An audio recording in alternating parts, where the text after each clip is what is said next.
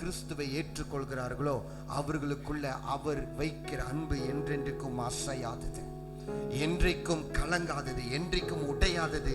ஏனால் அவருடைய அன்பு சகலத்தையும் தாக்கும். இயேசு கிறிஸ்துவை ஏற்றுக்கொள்கிறார்களோ இயேசு கிறிஸ்து நமக்குள்ளாக வாசமா இருக்கிறபடினால் இழந்து போன மகிமையை அவர் மறுபடியும் மீட்டுக்கொண்டு நமக்குள்ளாய் வாசமா இருக்கிறார். ஆதியில இழந்த மகிமையை இன்னைக்கு நீங்களும் நானும் மறுபடியும் பெற்றுக்கொண்டு சபையில் அவர் பரிசுத்தர் என்று ஆராதிக்கிறோம்.